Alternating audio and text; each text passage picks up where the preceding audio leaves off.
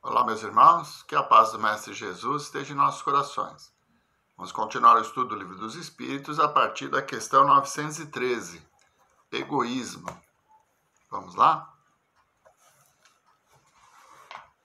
Dentre os vícios, qual que se pode considerar radical?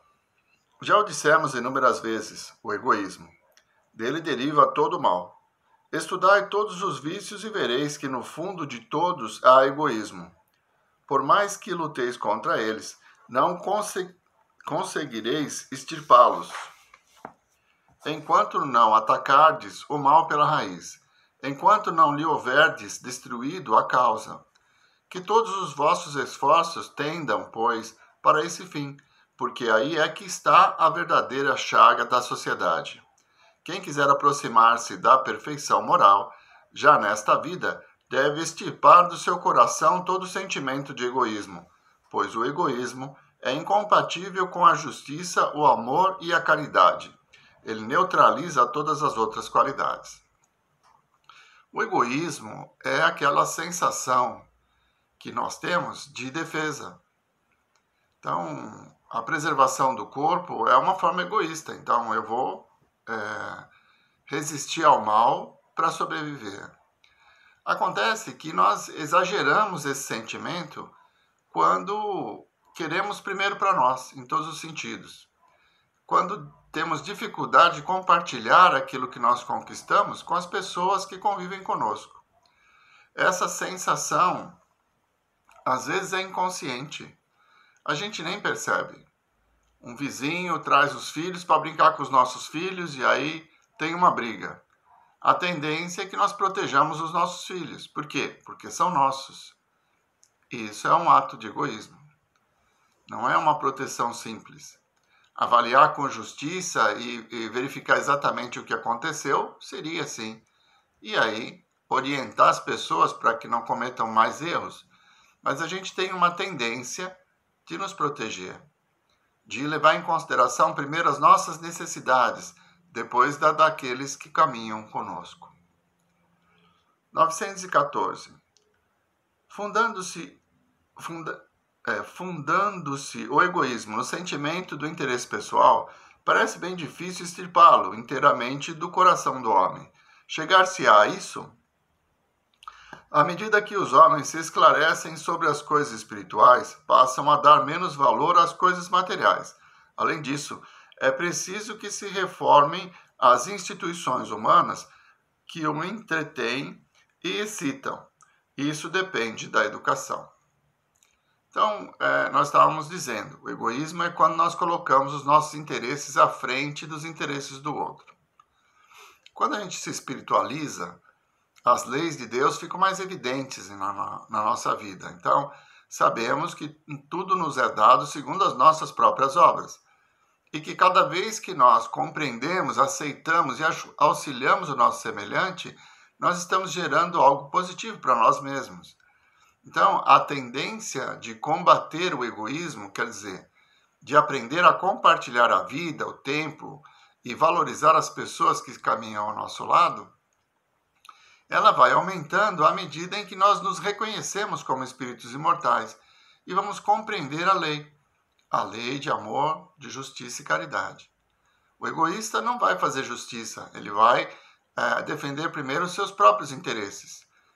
Aquele que venceu o egoísmo, que é o altruísta, ele vai pensar na comunidade, ele vai pensar no benefício geral, em detrimento, às vezes, do seu próprio interesse.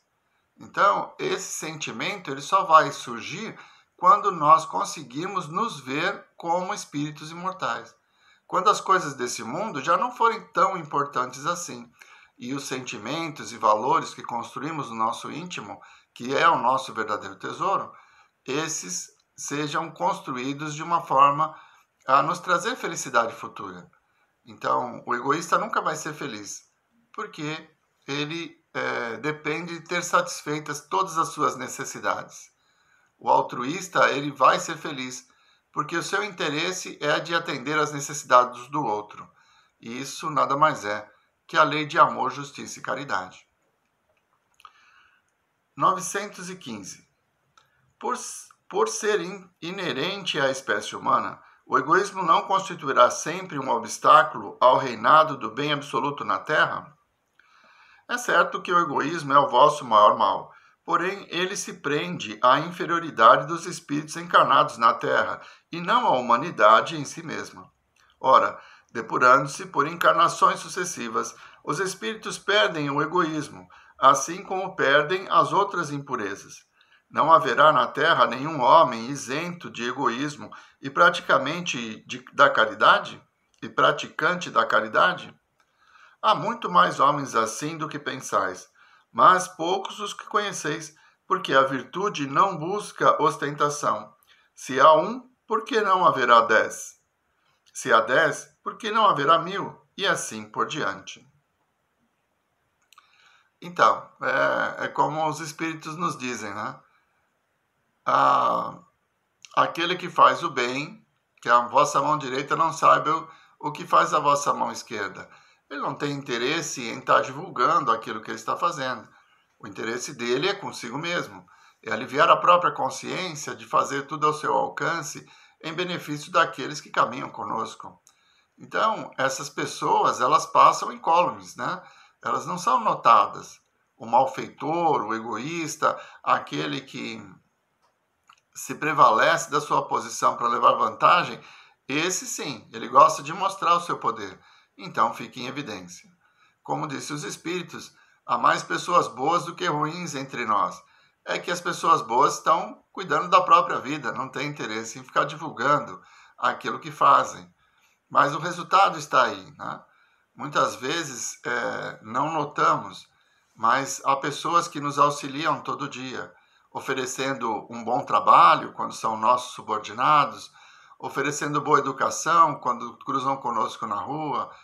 Todas essas situações do dia a dia vão nos mostrando que há pessoas boas e que a gente tem que ter fé na humanidade. 916. Longe de diminuir, o egoísmo cresce com a civilização, que parece excitá-lo e entretê-lo. Como poderá a causa destruir o efeito? Quanto maior é o mal, mais hediondo se torna. Era preciso que o egoísmo produzisse muito mal para que se tornasse compreensível a necessidade de extirpá-lo. Quando os homens se houverem despojado do egoísmo que os domina, viverão como irmãos, sem se fazerem mal algum, auxiliando-se reciprocamente pelo sentimento mútuo da solidariedade. Então o forte será o amparo e não o opressor do fraco, e não mais serão vistos homens a quem falte o necessário, porque todos praticarão a lei de justiça. Esse é o reinado do bem, que os espíritos serão encarregados de preparar. Então é isso.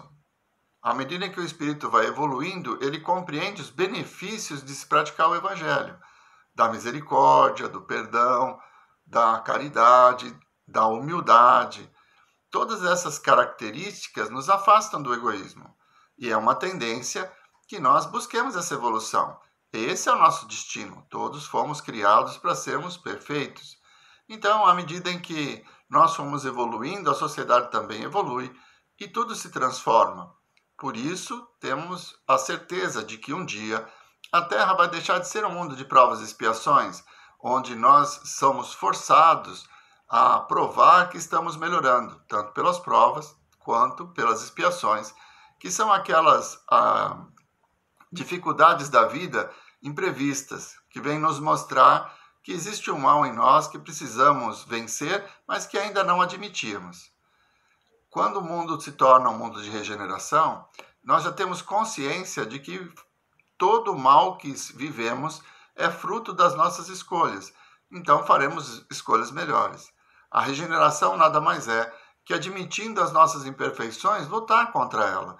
E esse mundo de regeneração, apesar de ainda termos que resgatar os erros cometidos no passado, será um mundo melhor, porque vamos evitar de cometer novos erros, compreendendo, aceitando e auxiliando aqueles que conosco convivem.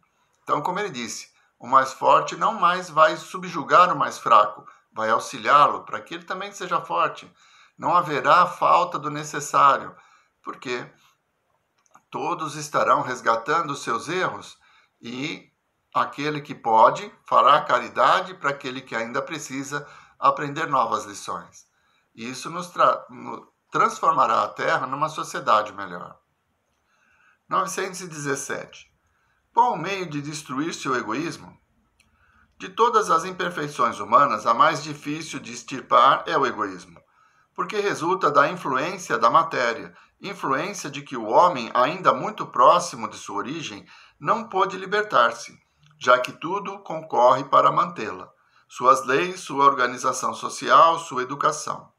O egoísmo se enfraquecerá com a predominância da vida moral sobre a vida material e, sobretudo, com a compreensão que o Espiritismo vos dá sobre o vosso estado futuro real e não desfigurado por ficções alegóricas. Quando bem compreendido e identificado com os costumes e as crenças, o Espiritismo transformará os hábitos, os usos e as relações sociais. O egoísmo se baseia na importância da personalidade. Ora, repito, o Espiritismo, bem compreendido, mostra as coisas de tão alto que o sentimento da personalidade desaparece, de certo modo, diante da imensidade. Destruindo essa importância, ou pelo menos reduzindo-a às suas reais proporções, ele necessariamente combate o egoísmo. O choque que o homem experimenta do egoísmo dos outros é o que muitas vezes o torna egoísta, porque sente a necessidade de colocar-se na defensiva, vendo que os outros pensam em si mesmos e não nele, é levado a ocupar-se consigo mais do que com os outros. Que o princípio da caridade e da fraternidade seja a base das instituições sociais, das relações legais, de povo a povo, e de homem a homem. E este pensará menos em si, quando vir que outros pensaram nele. Sofrerá assim a influência moralizadora do exemplo e do contato. Em face do atual transbordamento de egoísmo, é preciso verdadeira virtude para que alguém renuncie à sua personalidade em proveito dos outros, que quase sempre não o reconhecem. É principalmente aos que possuem essa virtude que o reino dos céus se acha aberto. A esses, sobretudo, está reservada a felicidade dos eleitos, pois em verdade vos digo que no dia da justiça todo aquele que só houver pensado em si mesmo será posto de lado e sofrerá pelo abandono a que será relegado. Fenelon. Então, nós vemos que, como foi dito antes, a lei de causa e efeito faz com que nós colhamos aquilo que plantamos. As consequências do egoísmo, elas devem ser resgatadas em situações de humilhação, de necessidade, onde outra pessoa nos impede de ter o necessário, como nós fizemos por egoísmo em relação àqueles que conviviam conosco. Então, de encarnação em encarnação, nós vamos aprendendo a plantar sementes melhores.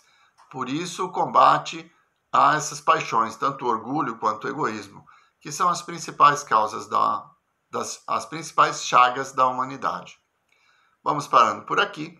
Na semana que vem, nós vamos continuar a partir dessa mesma questão, porque Kardec faz um comentário bem longo, né, a esse respeito. Tá bom?